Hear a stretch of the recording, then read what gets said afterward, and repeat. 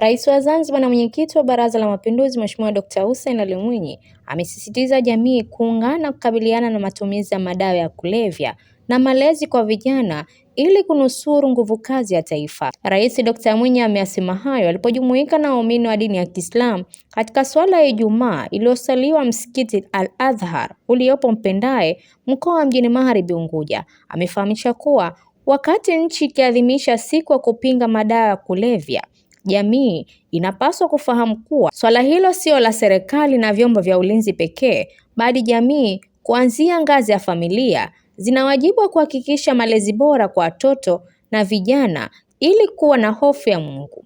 Kesho kuna maadhimisho ya siku ya mapambano ya dawa za kulevya, lakini dawa za kulevya, wale wanaoadhimisha hiyo siku ni vyombo vinavyopambana na watu ambao tayari washaingia katika janga.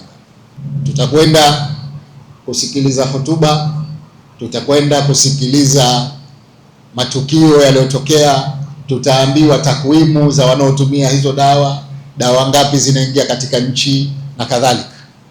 Lakini hatujatibu bado.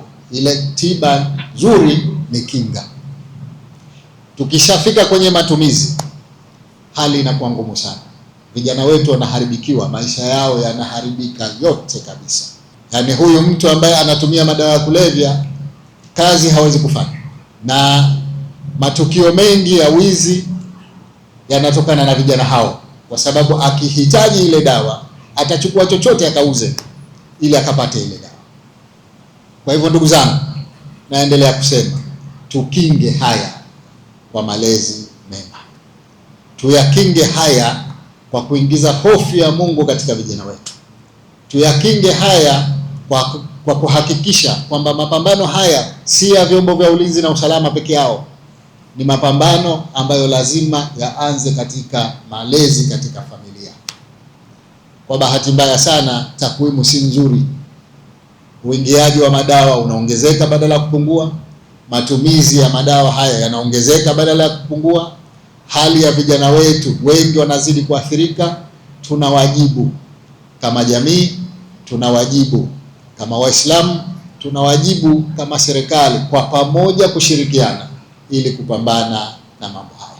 Rais Dr. Mwinyi amesema kukosekana kwa hofu ya Mungu miongoni mwa vijana ndio chanzo cha kujiingiza katika vitendo viovu, ikiwemo matumizi ya madawa ya kulevya, wizi, uporaji, rushwa, ujambazi na kuporomoka kwa maadili katika jamii. Amesisitiza kuwa kwa ujumla ina wajibu muhimu wa kuwajenga vijana kuwa na hofu ya Mwenyezi Mungu na kushirikiana kupambana na dawa za kulevya ili kuwanusuru vijana kuwajengea kuwa raia wema wa baadaye. Amebainisha kuwa malezi mema ndiyo msingi wa tabia njema kwa mwanadamu yoyote na kushauri kwa vijana kufundishwa elimu ya dini na maadili mema, na kueleza kuwa takwimu za matumizi ya dawa za kulevya hapa nchini sio nzuri, kwani matumizi yanaongezeka na idadi ya vijana wanaoathirika nayo inaongezeka kila siku. Hivyo juhudi za pamoja zinahitajika kukabiliana na tatizo hilo. Malezi ndio msingi wa tabia za binadamu.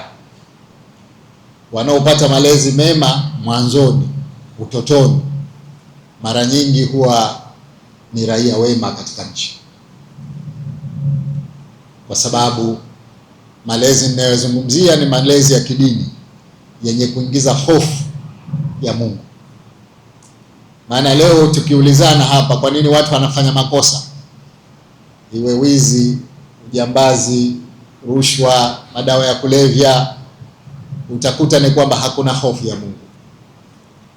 Na hakuna kitu kinachomzuia mtu kufanya uhalifu zaidi ya hofu ya Mungu, kwamba mtu anaweza asifanye uhalifu kwa sababu kuna polisi ana wasiwasi atamuona, lakini kama hayupo, kinachomzuia ni hofu ya Mungu. Kwa hivyo tukumbushane malezi mema ya watoto wetu, tuwape elimu ya dini, tuhakikishe kwamba wanamwogopa Mungu. Hao watakuwa raia wema, kwa sababu wanajua hapa nikichukua hichi, yuko katika kazi za serikali mathalan, akichukua kitu pale ambapo haonekani na mtu na hana wa kumwogopa atachukua. lakini malezi ndio yanampa hofu ya Mungu kwamba ninaonekana na Mwenyezi Mungu.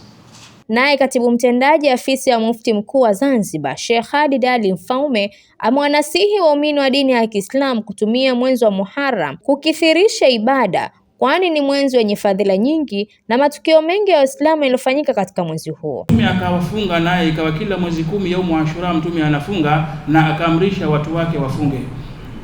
Mwisho wa maisha yake katika mwaka wa 10 Hijiria, Mtume alifariki mwaka wa 10.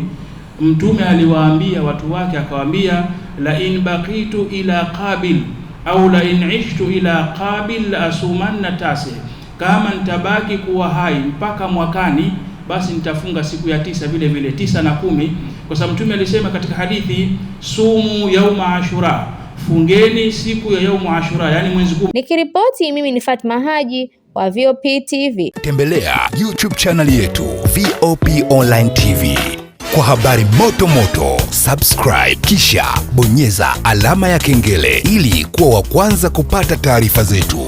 Usisahau kulike, kucomment na kushare. VOP Online TV. VOP Online.